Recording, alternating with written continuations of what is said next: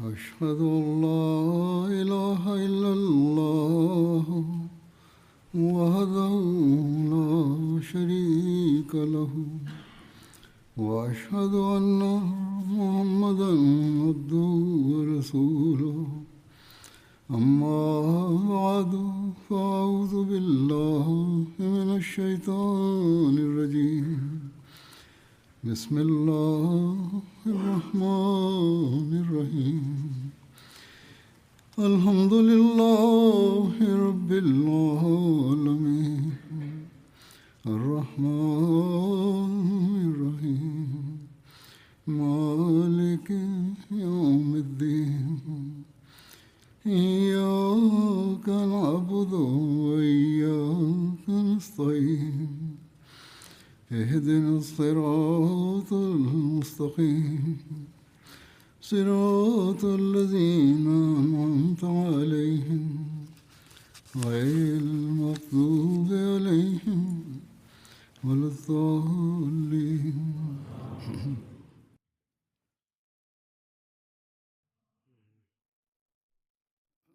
أعوذ بالله من الشيطان الرجيم بسم الله الرحمن الرحيم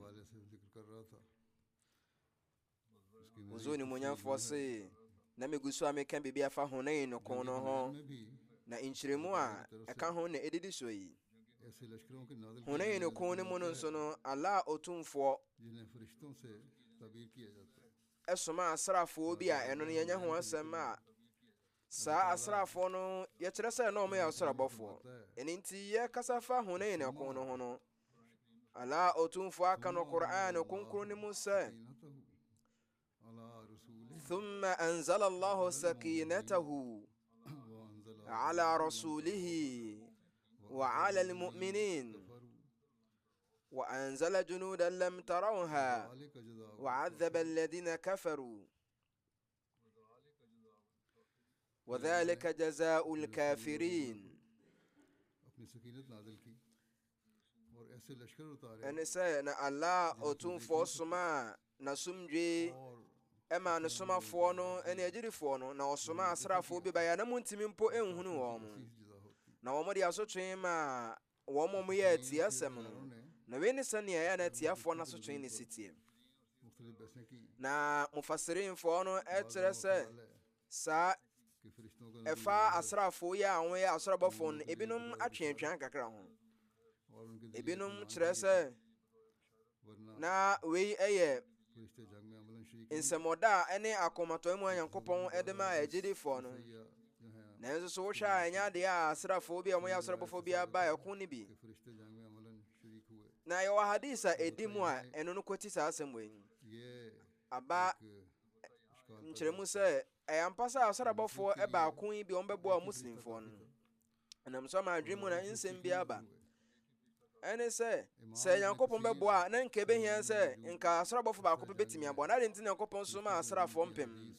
ene nti Ibn Kathir wa kire na sem musa ke Allah ki taraf se farishton ka nuzul ebra ka sa hadith yi akiri no ose warna Allah uske bagair bhi asrabofo a wo mo eba bebo a muslimfo na ye nsemoda Nyankopon ede kasa kire muslimfo no senti san kan Nyankopon na kasa sombo so beboa muslimfo na ti atamfo no enu nti no ka se emwa ne firi Nyankopon ho ko ha na ba nti suratu Muhammad mu no Nyankopon tumfo aka se sa Allah otumfo pa nko no aka se betu atamfo no kan nso no aso mo hwe boshe Mesiah alayhi salatu salam enso aka sa asemoyi na ose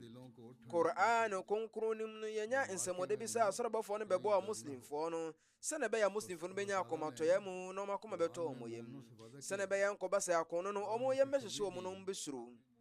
eninti Allah otumfo ebo muslimfo no no ho ba wo Qur'an konkronim ma omo akomato ya mu nsem se ode asrafo omo ya asrabafo wa ha enumba beboa wo omo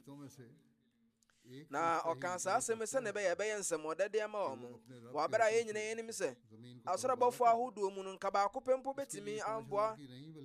Nyankopon hana sorabofo ba akopempo betimi asai wiase nyina eninti nyade ankombe hia sorabofo wa hanum na emom nka ba akopempo betimi aye adwuma na emom na ala otumfo pese odan tumi kese edede ma omo nti Nyankopon otumfo ekere asɔrɔbɔfoɔ wɔ ha no mu a na ɔde kyerɛ tumi kɛse obɛtumi de aboa wɔn nti wei ne nkyerɛase ankasa. Na Hazrat Muslim Maud radiyallahu ta'ala anhu nso so akyerɛ mu tafsir sagir emu ɛyɛ suratu Ali Imran ayat ɛtɔ so wɔ ha ne aduonu nson nim. Na wakyerɛ sɛ asɛm a yɛka fa asɔrɔbɔfoɔ ho wɔ hanom no ne nyinaa ne sɛ sɛne ɛbɛyɛ a yikyerɛ mu no obi nya nsɛmɔde bi a ɛma no ahoɔden ne akɔmɔtoɛ mu na kɛnte saa a ne nkyerɛseɛ paa ne sɛ Nyankopɔn bɛboa wɔn mu akɔ no. Na wei ɛyɛ ade a ɛda adi ɛwɔ yikyerɛ kwan so. Na aba bea bi so sɛ ɔse kae ne yie pɛfɛ sɛ onipa a wayɛ krado sɛ obɛwuo no saa nipa no nya de obi bɛtumi akum no. Obi a ɔno no wɔn gye owuo tum sɛ ɔmbɛwu wɔ nokorɛ mu no ɔmo ne akɔmhyɛfoɔ no ɛkuo. Na hwan na bɛtumi akɔ atia wɔn? Obiara ne hɔ. Ɛno nti wei sɛ onipa yɛ sɛ obɛnya daa nkwa ma ɛnkwa a ɛna wɔhwɛ sɛ obɛwu wɔ Nyankopɔn no kwan no so. Na sɛ obi yɛ sɛ obɛgyina n'ano na ɔne no ako a Nyankopɔn tumfoɔ asɔrɔbɔfoɔ hyɛ ne den ma ɔtumi ko nkoden. Na nkɔfoɔ pɛ sɛ ɔmo ku saa ɔsrɛni na ɔko Nyame kwan so no nso sɔrɔbɔfoɔ boa no ma ne tumi gyina pintin. Na sɛ onipa no ka sɛ mepɛ sɛ mewu Nyankopɔn no kwan so a asɔrɔbɔfoɔ no nyinaa no ka sɛ yɛma ne ngu Nyame kwan so yɛma ne ngu nanso ne bɛwie na asɔrɔbɔfoɔ no de nkonim. Nti ɛba ne saa no a Nyankopɔn de onipa no kɔgyina berɛ bi a ɛte sɛ ɔwuo nanso nipa no ngu. Yɛnhwɛ Hunain gyina berɛ no ɛberɛ a atamfo no to hyɛ muslimfoɔ no so no saa berɛ no Rasul Karim sallallahu alaihi wasallam ɛne nipa dunum pɛ na aka wɔ hɔ. Wɔn mu a aka nyinaa no wɔn mu ɛbɔ apete ɛnam atamfo no agye wɔn toto yɛn nti saa berɛ no Hazrat Abbas radiyallahu anhu ɛka sɛ kɔmhyɛni brɛ wakyi. Na kɔmhyɛni Muhammad sallam ɛde na nantini kanya na bɔ ɔte ne so no sɛ abɔ no nkɔ no ɔkasa ana nabiyyu la kadhib meyɛ somafoɔ no kɔfoɔ na meyɛ Abdul Muttalib ne ba na mɛyɛ dɛn na madane m'ani akɔmakyi. Wei yɛ asɛm bi a sɛ onipa ka ɛma ne werɛ firi ne ho sɛ ɔyɛ nipa anaa ɔde ne ho nyinaa hyɛ Nyankopɔn ne nsa. Wohwɛ agyan tofoɔ mpem 9 a wɔn to agyan nanso kɔmhyɛni bɛka sɛ wɔntumi ntwe ne ho nkɔ akyire ne yɛade a ɛma wote yɛ sɛ wɔnyɛ nipa bi na ɛkasa ne mmom Nyankopɔn na nam so kasa. Saa berɛ no asɛm a kɔmhyɛni Muhammad sallam kae sɛ ana ibn Abdul Muttalib sɛ meyɛ Abdul Muttalib ne ba no kyerɛ sɛ meyɛ nipa kɛkɛ. Na ɛberɛ a kɔmhyɛni Muhammad sallam ɛka sɛ mepɛ sɛ mewu wɔ Nyankopɔn no kwan so no saa berɛ no Nyankopɔn asɔrɔbɔfoɔ sane baa fam. Na wɔn nam so ma wɔn dane muslimfoɔ no nkuguo no dane yɛ na nkonimdie.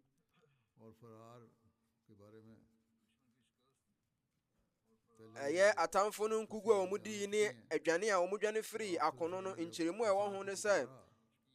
yɛde ka kyerɛ mu sɛ kɔmhyɛni Muhammad sallam ɛberɛ a wɔfrɛ Ansarfoɔ no na ɛberɛ a wɔn dane wɔn ani baeɛ no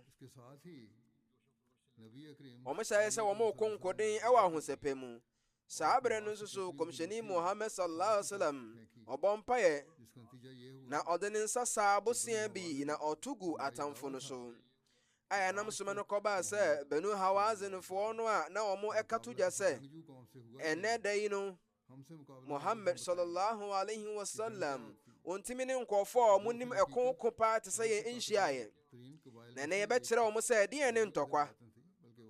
na yɛbɛkyerɛ wɔn Arab ahoɔden ankasa. Ɛyampa ɛnyɛ sɛ bia na wɔn ka nsɛm kɛkɛ na mmom na wɔn yɛ nkɔfoɔ mo ahoɔden paa. Na saa nkɔfoɔ ebere tia bi no wɔn di nkuguo ma wɔn hyɛ sɛ wɔn redwane na nyaade wɔn tumi dwene wɔn ɛyerenom ne wɔn ayɛmmoa ho na wɔn bebree ɛna muslimfoɔ no kum wɔn na wɔn bebree ne yɛkye wɔn yɛ ma prisonfoɔ na wɔn a na wɔn redwane no wɔn dwane kɔ bia bɛfrɛ no Autas. Na saa ɛko wei mu no Hawazin mu asrafo bebree ne ekum wɔn. Hazrat Abu Talha radiyallahu anhu kase okum atamfo no aduonu. Saa nso na yɛwɔ Sariya Autas nso so okum atamfo no wɔ ha mmiɛnsa. Ɛwɔ mu sɛ Hawazin fo no dwane yɛ nanso ne nyinaa akyire no Sakif fo no mu asrafo de ɔmo gyina pintin sɛ ɔmo bɛko akokoduro mu ama no kɔba sɛ ɔmo mu nipa aduoso ne yɛkum wɔn. na ɔmo nipa no otwa to no okura franka efre no Osman bin Abdullah ebra yekum no no saa bere no Sakifo nso so edwane na ebra Osman ni wuo no ho nkrato koduru komsheni Muhammad sallallahu alaihi wasallam nkyɛn no komsheni Muhammad sallallahu alaihi wasallam kafa atamfo no sɛ Allah otumfo entwe ɔmo ɛma ɔmo ne Nyankopɔn no humɔborɔ entem kwan mɛwa paa efiri sɛ ɔyɛ obi a na ɔtan Islam paa na komsheni Muhammad sallallahu alaihi wasallam ɛbɔ mpae ma Hazrat Abdullah bin Abi Ubayya na ɔka sɛ Nyankopɔn mwarisem sɛ Nyankopɔn mɛwu ɛwɔ mogya da sidi gyina bere mu na nam so ma ɛyɛ Taif ko nim na Nyankopɔn ma ne mogya da sidi gyina bere aba ebinom nso so sɛ ɛyɛ wɔ mo franka tufo Osman bin Abdullah no ɛyɛ Hazrat Ali ne kum no nanso de yedi kankan ne dimu saa ɛkunwe mu no sahabafo nan na ewuye ɔmo edi ne di so Hazrat Ayman ne ba efrɛ no Ayman bin Ubayd na saa Ayman we ni onipa no a ɔma komsheni Muhammad sallallahu alaihi wasallam wɔ amnafra brem no Suraka bin Harith Ansari na ɔno yɛ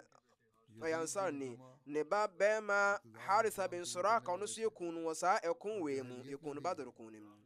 Yazid bin Zama ɔyɛ obi a ɔbɛgye ɔka ɔmo ɔbɛgye Islam tu mahyɛse nim na jahiliya bere no mu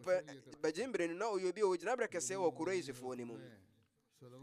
Quraysh fo no mo taaje adwen efiri ho no mo ahia nsɛm a ɛho hia bebre mu na ɔyɛ Salama ne wafase na ɛyɛ ɛko bere nim no ɛnam sɛ mpɔnkɔ no ɛte praga na ma wɔ mo etite ne so kum no na yɛde kan yɛbɛka ne ho asɛm so onipa ɔtɔ so ɛnan ɛyɛ Abu Amir radiyallahu anhu a ɔno nso so ne ho asɛm ɛbɛba Autas ɛko nim Hazrat Aiz radiyallahu anhu ɛka sɛ Hunain no ko ne bere mu no ɛgyan bi ba bɛwɔ me moma so na nam so ma mogya hyɛase sɛ ɛtene agu m'anim ne me koko so komsheni Muhammad sallallahu alaihi wasallam ɛde ne nsa ɛyɛ nhyira nsa no ɔde faa m'anim ɛbɛsi me koko so na ɔno akasa pepa mogya no firi me koko so na saa bere no ano mogya no hyɛase sɛ ɛgyae tene ɔna komsheni Islam bɔ mpaeɛ ɛde ma me na abayerɛ wayɛ atahodoɔ bi no mu sɛ komsheni Muhammad sallallahu alaihi wasallam bere ɔde ne nsa faa ne moma so ɛne ne nipadua so no komsheni ne nsa ho nsɛnkyerɛne ɛbɛka ne nipadua no ho Hazrat Khalid bin Walid radiyallahu anhu na ɔyɛ obi a ɔda asrafo no mutwi pɔnkɔ no nyinaa ano no ahyɛseɛ no mu a na opirae medika ka ho asɛm ɔtetɔ firi ne pɔnkɔ so ɛnam bere a mpɔnkɔ no bɔ apete na ɔmotee praga no na rawi baako ɔbɔ amanneɛ ne ka sɛ ɛbere a atamfo no di nkuguo na muslimfoɔ no dane wɔn ho ba a wɔn apata ahodoɔ mu no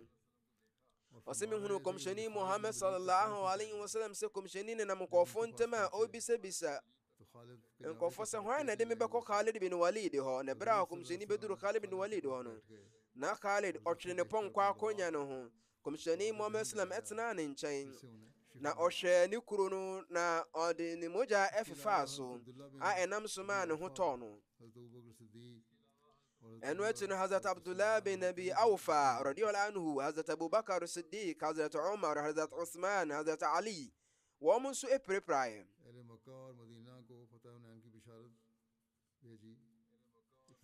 Makafoɔ ne Medinafoɔ no yɛde ɛko no ho nkonimdie ho amanneɛbɔ ɛkɔbɔɔ wɔn mo ɛberɛ a ahyɛseɛ no muslimfoɔ no bi dwane firi akono ɛwɔ Hunain mu no wɔn binom de kan wɔ Makka na ɔmo kɔkɔbɔ amanneɛ sɛ muslimfoɔ no di nkogo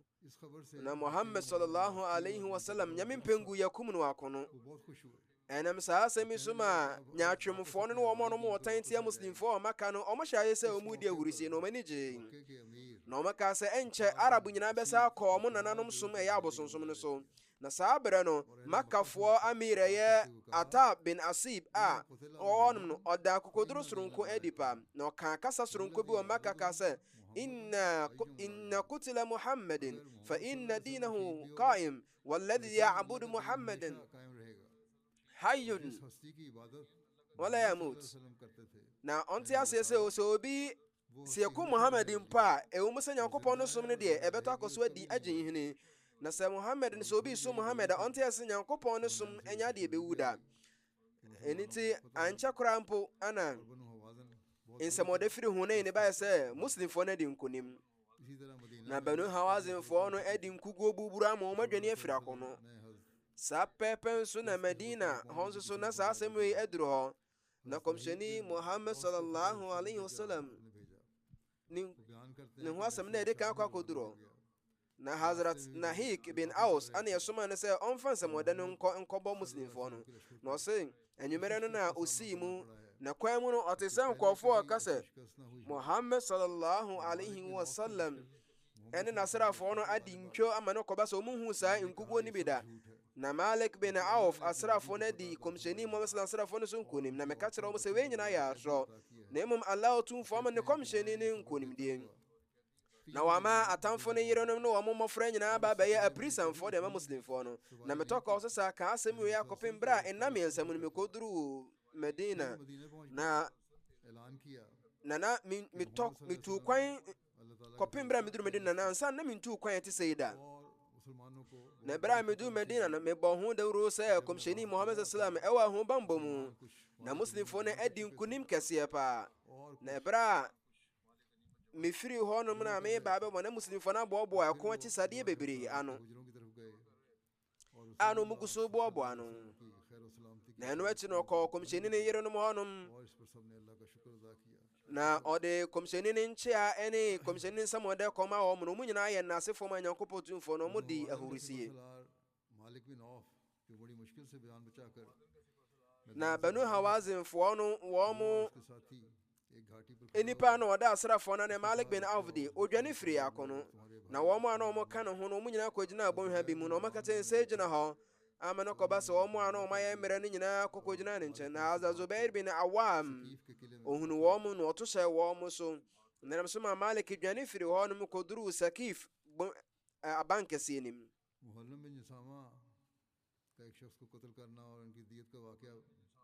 ɛyɛ Muhallim bin Jathama asɛm a ɛfa okum obi ne mogya sika yɛtua ne nkyerɛmu a ɔne sɛ Maka so nkonimdie no ansa na Maka so nkonimdie ba no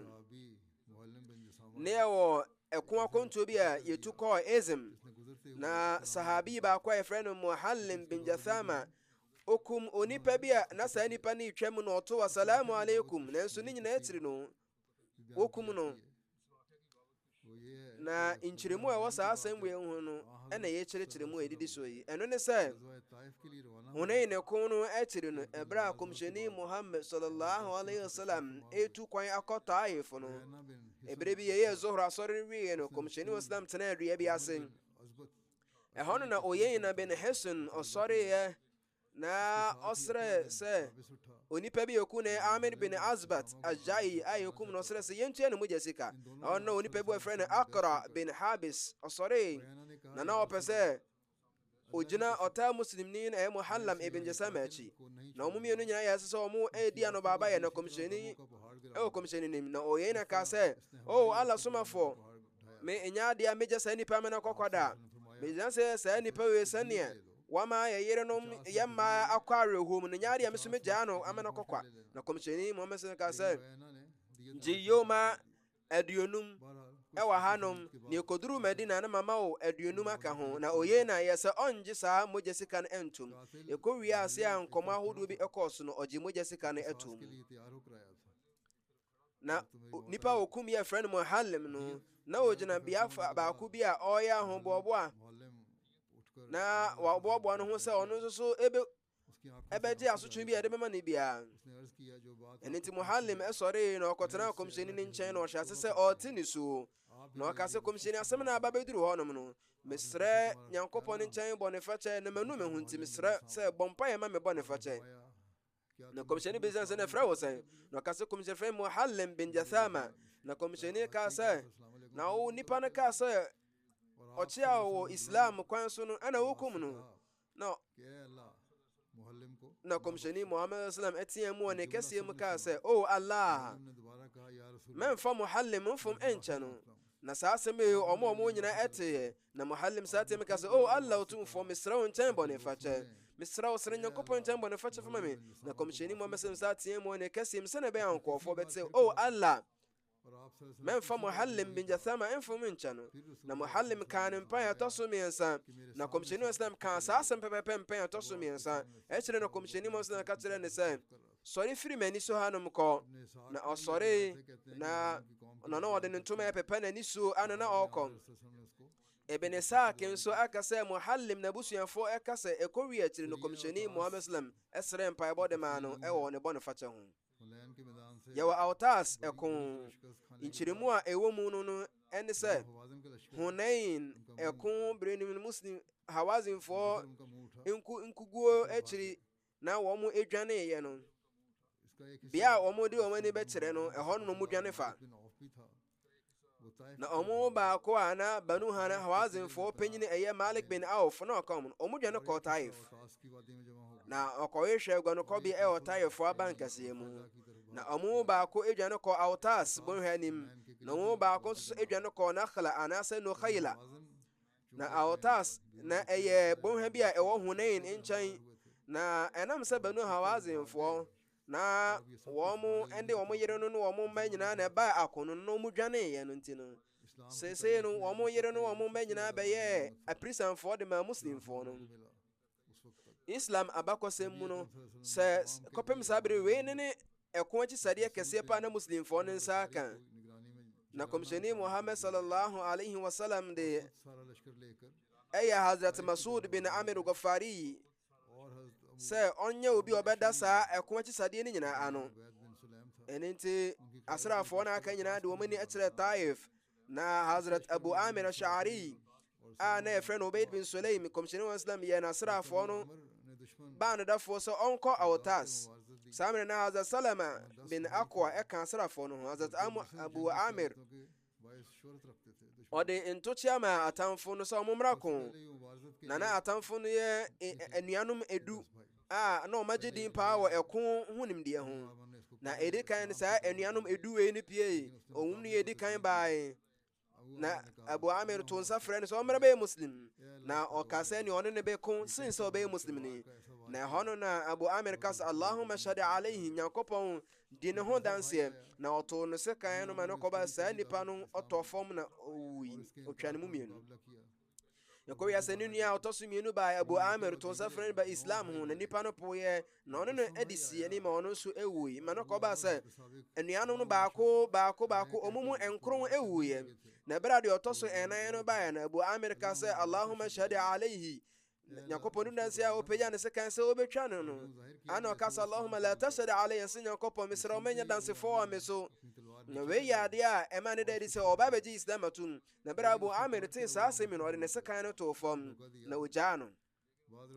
Nanso saa nipa no ɛdane no ho ɛto hyɛ Abu Amir so sɛ na wadaadaa no. Aba riwayat bi mu nso sɛ saa nipa no ekum Abu Amir. Aba riwayat bi mu nso sɛ wantumi ɛnkum no. Ɛfiri sɛ onipa okum Abu Amir no ɛyɛ Hazrat Abu Musa Ash'ari ekum saa nipa no ntɛmpara na. Nti riwayat di mu pa ɛne saa asɛm sɛ saa nipa no kyerɛ ɔbɛgye Islam ɛto mu. Na saa anuanom edu no deɛ ɔtɔ so du no obi kyerɛ sɛ ɛkyerɛ ɔbɛyɛ muslim ni papapaa. Ma no ɔkɔba sɛ kɔmhyɛni no sɛ ɛhu no a na ɔtaa ka sɛ hadha sharidu Abi Amir ɛne sɛ wei no onipa a onya ahobanbɔ ɛfiri Abu Amir ne sekan ano no. Ɛno nti Hazrat Abu Amir ɔko nkoden na obi biara ɔbɛma ne sekan no biara no okum no. Ɛkɔwia sɛ Haris Jashamin ɛyɛ Ala na Awfa wɔm ɛto agyan bebree gu no so. Agyan baako wɔ no kokom ana baako wɔ no kotodwe mu. Aba riwayat bi mu sɛ wɔn to agyan na ɛyɛ Duraid bin Simma ne ba ɛfrɛ no Salama.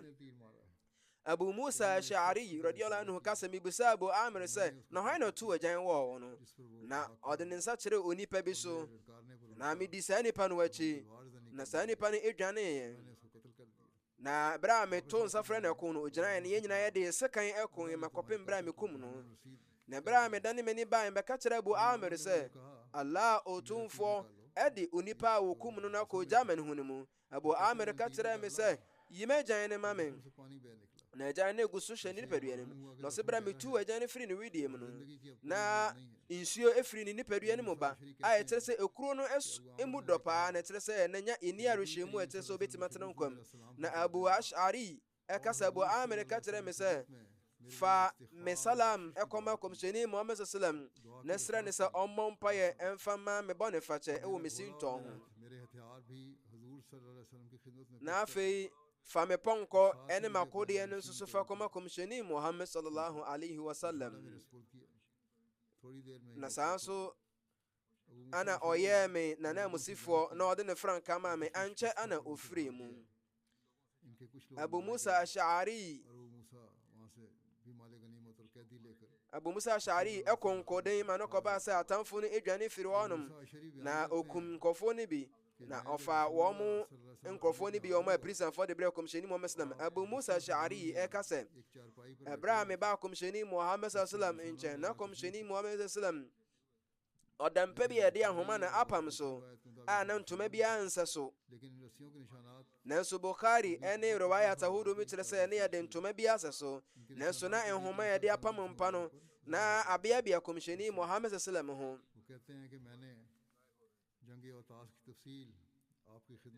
na ɔmka sɛ nkyerɛmu a mede awtaa sɛko no ho amanneɛbɔ bɔbɔɔ kɔmhyɛni Muhammad sallam na meka kyerɛɛ ne sɛ Abu Amir ayɛ mogya no sidifoɔ na mesrɛ mpaeɛbɔ de ma Abu Amir na kɔmhyɛni Muhammad sallam ɛsrɛ nsuo na ɔkutaa nsuo na ɔpagyaa ne nsa mmienu ɛbɔ mpaeɛ sɛ Allahumma ighfir li Ubayd Abi Amir اللهم اجعل يوم القيامة فوق كثير من خلقك من الناس يعني سو او الله فأبيد أبو عامر نفهم تنو او الله ما من جناب ركسي سين وابودي يننا واتمو دانم أبو موسى الأشعري أتوازو كاسة مسرين ينكوبون سما فسو او الله سما فو بومباي ما من سوسو نمي نبوني فاتشي نكم سيني محمد سلام سو بومباي ما ننو كاسة اللهم اغفر عبد الله بن قيس عبد الله بن قيس نا من كي ذنبه وادخله يوم القيامة مدخلا كريما او الله ما عبد الله بن قيس ايا ابو موسى الأشعري نني دين باكونو فنفهم تشانو نكراون جنبره ايو اتمو دانو wei ɛkyere no yɛwɔ Tufail bin Amir Dawsi ɛho ɛko akantuo a yɛsoma no kɔɔ Dhul-Kufain kuronim wei kɔɔ so wɔ Shawwal hijra fe ɔtɔ so nwɔtwenem kɔmhyɛni Muhammad sallallahu alaihi wasallam ɛberɛ a ɔde n'ani ɛkyerɛ Hunain ofiri Hunain ɛkɔ Taif no saa berɛ na Tufail al-Dawsi kɔmhyɛni soma se yɛnkɔ ne nkɔbu abosom bi ɛwɔ Dhul-Kufain na Tufail radiyallahu anhu na awo Daus abusuankuo nim na ɔmo yɛ nkurɔfoɔ a ɔmo agye din wɔ anwensɛm tuo mu paa na saa nso na Maka ebere ne mu nso so no ɔbɛsra kɔmhyɛni Muhammad sallam na ɔgye Islam tum na ya na ɔmo ta ka sɛ Hunain no ko na kyerɛ no ɔkasa sɛ firi kɔmhyɛni Muhammad sallam sɛ kɔmhyɛni ma no kwan na ɔnkɔbɔbu Dhul-Kufain bosom no na kɔmhyɛni Muhammad sallam yi ne sɛ ɔnyɛ asraafoɔ no baa no dafoɔ na ɔma na fotuo wei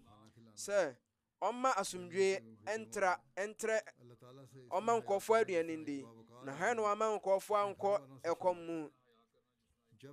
ɔmfɛre Allah otumfoɔ sɛnea onipa bi fɛre ɔno ankasa n'abusuafoɔ no sɛ kɔba sɛ mfomsoɔ bi ɛkɔ so a ntɛmpara no ɔnyɛ papa bi mfa nhyɛ na mu ɛfiri sɛ teneneyɛ ɛpepa bɔne firi wei ne afotu a kɔmhyɛni Muhammad sallam de ma no na bi ɔ saa kaka ho sɛ ɔmfa ne kuo no mu nkurɔfoɔ nka ne ho nkɔ na ɔnwiewie saa adwuma wei na ɔnsan da n'ani mmra Taif nti saa pɛpɛ na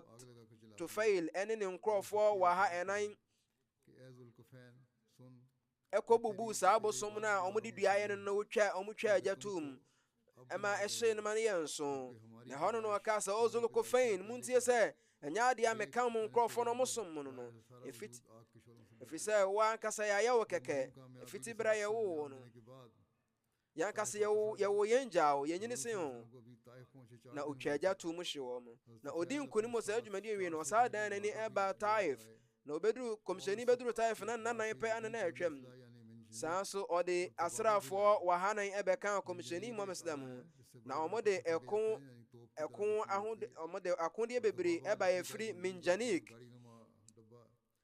ana Dababa. Na Minjanik yɛ ade bi a yɛde ɛboa kɛseɛ na ayɛ ɛte sɛ ɛyɛ tae a yɛtoɔ no. Saa nso na Dababa no yɛ edua bi a ɛhyɛ daeɛ a ɛno no ɛte sɛ teaseɛnam bi a yɛde nnadeɛ nyinaa gye ho.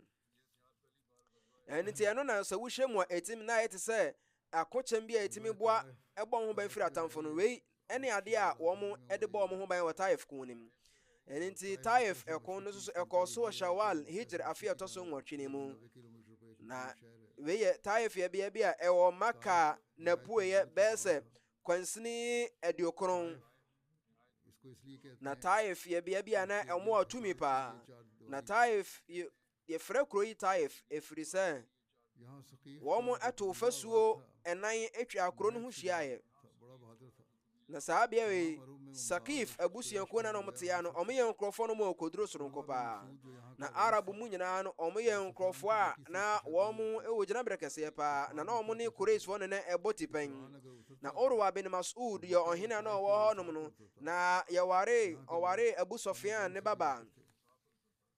Na atamfo a ɔno wɔn maka no na wɔn taa ka sɛ sɛnka Koran yɛbɛsa ne Koran ma obi a nka yɛnsa ne ma ahemfo mmienu a wɔn wɔ Maka anaasɛ Taif. Sɛ yɛbɛsoma Koran nka yɛnsoma ma obi a wagye din bi. Na ade nti na wɔsɛ yɛsa no ma kɔmhyɛni Muhammad sallam. Na ne nyinaa akyiri no na wɔn wɔ abankɛseɛ a ɛwɔ ahoɔden mu paa wɔ hanom. Na wɔn ɛboaboa wɔn ano a Minjanik ne mmeammea ahodoɔ no nyinaa yi nkɔɔfoɔ si hɔnom ɛyɛ Tayatoɔfoɔ. Na kunwei ɛyɛ Hunain no kon no ntoaso ɛfiri sɛ Hawazin ne Sakifoɔ asrafoɔ a wɔn dwaneeɛ na wɔn ban dadafoɔ yɛ Malik bin Auf Nasri. Wɔn nyinaa dwane ɛbaa Taif ɛbɛbɔ wɔn ho adwaa. Ne saa no nti no kɔmhyɛni Muhammad sallam bere a owie Hunain ɛko no asɛm no ɔma ɛyɛ bɔnhwa bi a na ɛwɔ saa bea no kɔmhyɛni de n'ani kyerɛ Jairana.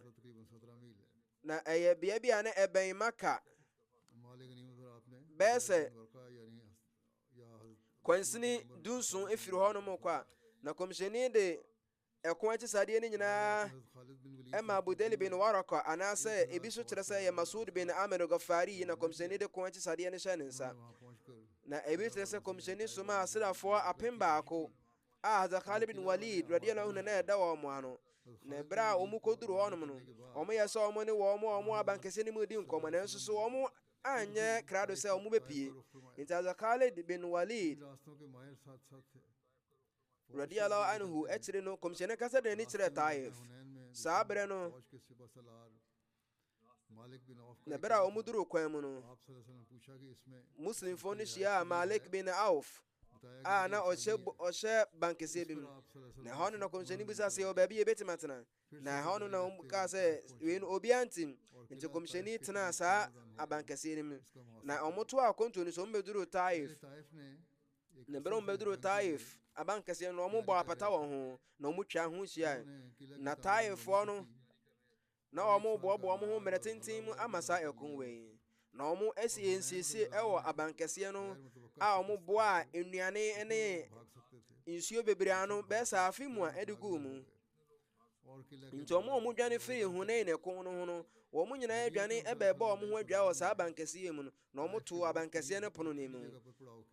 Ahyɛseɛ no kɔmhyɛni Muhammad sallallahu alaihi wasallam ɔbɔ ne ho adwa ɛwɔ saa abankɛseɛ no ho pɛɛ.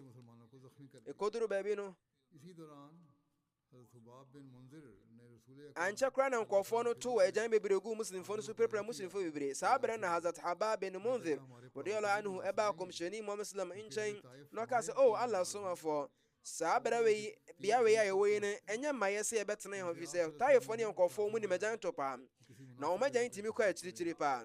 Nti kɔmhyɛni Muhammad sallam ka kyerɛ wɔn sɛ ɛneɛ wɔn nyɛ nhyehyɛeɛ na yɛnkɔ bea bi a ɛbɛboa. Nti asrafoɔ no nyinaa no ɛfiri saa bea ɔkɔ bea foforɔ. Nti bere a wɔn twa abankɛseɛ no ho hyia no nyinaa no agyan ahodoɔ gu ɛtɔkɔ so totoe ɛma wɔn toto wɔ mmɔba nso so. Na kɔmhyɛni Muhammad sallallahu alaihi wasallam ɛsoma me yɛkɔfa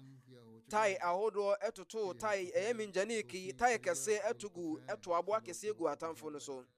na nam so ma ne ko ba sa Hazrat Fail to Dawsi radiyallahu odi free Zulu Kufain eba ye no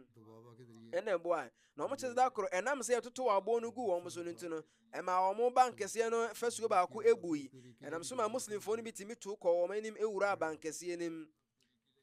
enam sa da baba eye dade ti ase nam bi na omo de wura mu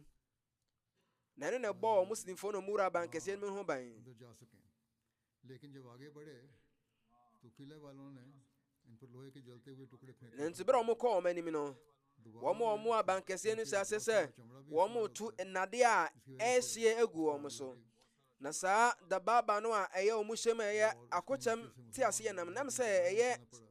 enwoma na omo de aye ne dua ne nti ese se ehye nti nam so ma muslim fo no mo hyem no omo pie ba abonten na bera omo pie ne tayo fo ne se omo tu agyan hodo egu omo so na omo kum mu dodo no a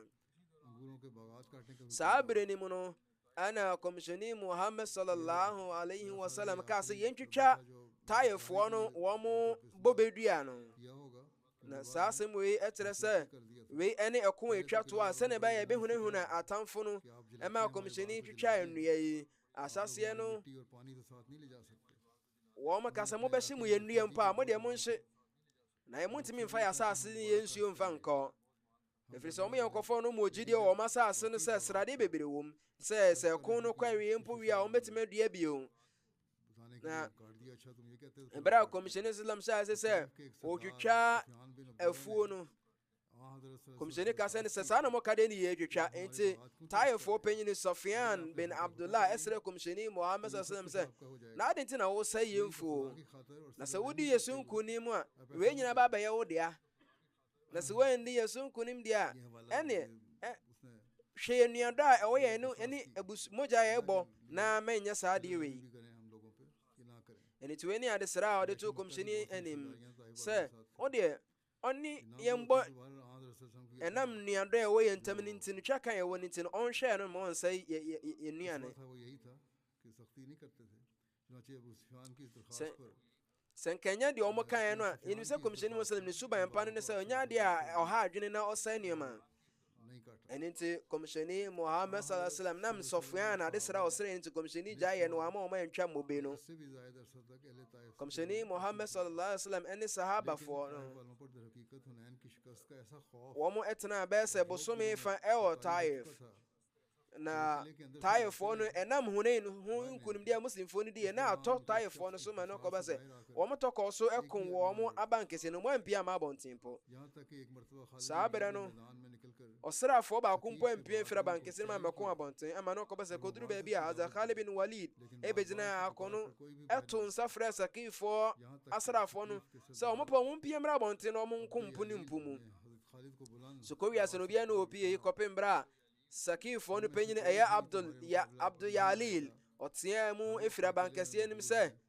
yan yemu biara ni onu mo be pie so onu mo be di mpu akon yan ye wahobambo ye bankese mu na ye wanuane ni nsu ye bedi wa afi mu nyina nya de ye suro bibia sa pepen so na Yazid bin Zama oye so ni omo mo bankese be kasa se mo pesa mo ma me wahobambo de a ene me pesa me ni mo di nkomo bi samo ya samo ha me mu nkumi dia ene me pesa me ba na me mu bedi nkomo na o makasa ai bra ye beba ho ban na okogina bankese ne nchen nanso so wo mu ekotia wo mu apam ma o mu hyase sane agyan gu no suma owuye na we ene sa ekun we mu no moja na sidifo ode kan na sa oni pai no ya Hazrat ummul mu'minin Salama na oye ninuaba na Salama ne komishoni ne yere na onipa okum no ya Huzail ibn Abi Salit ebra o ye sabo nwe no ode ya homaso epie free abankase nim a no oji se muslim fo ne bia muslim fo no ejidie abafom na so ko wi ase no Yakub bin Zama etimi che no a no oye onuade manipa na ekum no ode ne ba komishoni nchen na ono so yekum sa nipa no sa nchiremu we nyampa daate meto aso na maka nyampa me ya asori wiya me ya janaza gaib mienu yedi kan ye mukaram Dr. Sayyid Shahab Ahmed Sahib na ote Canada oyobia ofri India na enaka krem no ofri no bra wadi mfia di okron insia nyefiri yampare nyankopon de anenche ne besene akọ ofu no ye musi ne babema baako ana mama miensa nana ninchirima nso so ewo ho nana wa ye boshe meza Islam ne sahabi haza Sayyid Iradat Hussein Sahib radiyallahu ta'ala anhu no ye na chidini no ofri Bahar importem mu na osua psychology ewo Aligarh University eno etiri so oye master's degree ewo Bihar University Muzaffarpur eno etiri no oye doctorate degree ewo psychology ewo University of Scotland mu eya afia pem ahankro ne adusua enwotwe nim no Khalifatul Masih a otoso mi ensa nyankopon woro nka na mayeda ekire se onko Canada ehonum na okoye professor of clinical psychology ewo university mu na eno etiri no oye adwuma se clinical psychologist emfie enkromu eno etiri nso so onya akonya eye adwuma bebre ewo India na Canada nkro bebre mu etiri no baye Saskatoon president ansana no so oye secretary tabligh ewo honum emiratentin mu etiri so obaye Edmonton for Ishat ana tarbiyat na ta'lim department sujumedi for oyobi ano kanyam sempa ama oyitimi ya bayata hudu bebre Jamaat Ahmadiyya Canada abakose mu no yetwe no bofraka mu apapai ana onya akwanya nso eye revision wo hu saasuna eye nyamsum kwa hudu mu nhia mu omo ye Saskatoon Canada mu no ono na obo ama Ahmadiyya ho nsem ne etimi koduru animdifo ne ekokodamfo on baaye no oyobi a nhia mu hudu bebre mu no otimi eka nyamsem efa Ahmadiyya ho saasuna ode enwoma Jamaat enwoma hudu bebre kogu nwoma korabia hudu bebre mu oyobi a no onimdie pa na Ahmadiyya ho nsem no otre ase obrofo kasa ne urudu kasa mu na otintim no kowan krata hudu mususo na dwuma ba ko edimu pa ene se Ahmadiyya abakose mewo Bihar ewo India mu no ene se ashabi Ahmed boshem Islam na chidifo mo Bihar ana na nguma ba ko so otre se mojadan sidifo a wo mu eye Bihar fo we ye nguma edimu pa eye Ahmadiyya fo mo Bihar no ono mo di nkomo bebiri ana otwere omo ho asem eno echiri no eye sa ngoma efre no Bihar suba Bihar engoma no so yatintim no brofo kasem oyobi ana oye otene ni pa oya Ahmadiyya ni no ofasu de mayen abrebia no de Islam nkyere enedi nanim no fa ne se no ne yasudi edi kan pa komsheni konkro Muhammad sallallahu alaihi wasallam boshem Islam ana khilafati yadi ana odo omo pa ne ba Sayyid Mubarak Sahib kasa me papa ne kwan nam nyina mu no na owo botaye bi sinani so eno ne se obeyehwe nyankopon nchen ne je enti ko wi ase na sori impenu nda ko de no mfa ndi agro na oyobi a owo twa kasoro ko de ma nyamsom na owo pede ma akenkan ene adesua na ebra onyini ebo akokora nyina tire no so na oguso tonwoma na ebra oye penyini etire na okodjuma na wotwe ansa na obefiri mu no Western Canada jasa nso so okobi na oyobi a wo pepa o nyamsem kan mu na okomiamia hodo bebre eka nyamsem ewo honom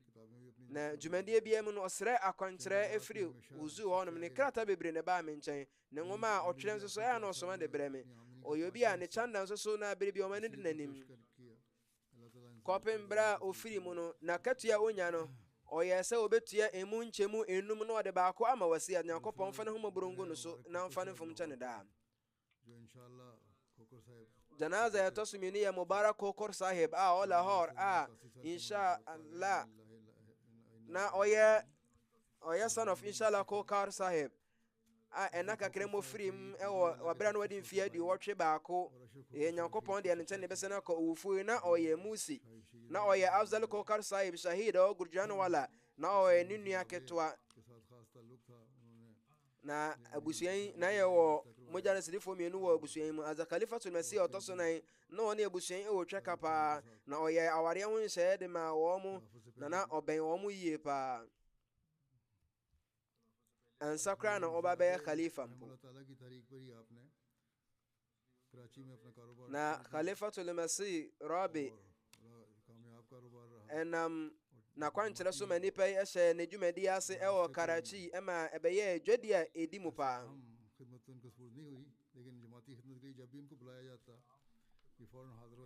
Na emu sɛ yɛama no Jamaat dwumadi soronko bi ne nso bere bi yɛbɛfrɛ no Jamaat dwumadi bi ho na wayɛ crowd ɛwɔ ho.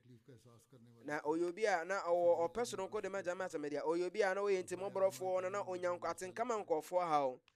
Na bere bi ɛho nkɔɔfoɔ haw a na ɔyɛ sɛ ɔbɛboa. Na ne maame nso so oyi sika bi de ma nkɔɔfoɔ wɔ ne maame a wawu edin mu sɛ ɛbɛbɔ wɔn adesua mu. Na wagya ne yere wɔ hɔnom na ne babaa baako na mmarima mmienu wɔ Onyankopɔn fa ne ho mmɔborɔ ngu no so ɛma no mfa ne mfom nkyɛ no daa.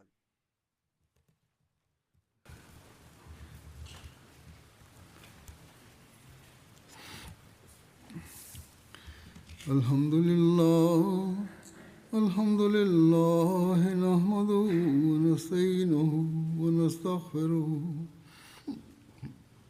wa nu'minu bihi wa natawakkalu alayhi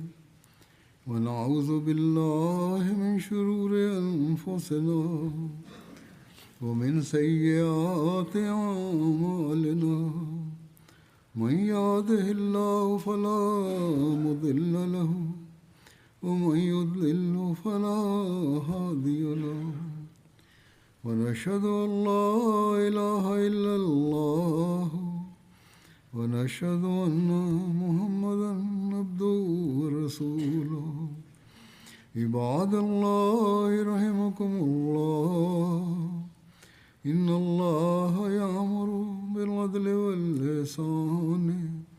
وإيتاء ذي القربى وينهى عن الفحشاء والمنكر والبغي يعظكم لعلكم تذكرون. اذكروا الله يذكركم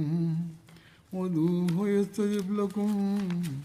ولذكر الله أكبر.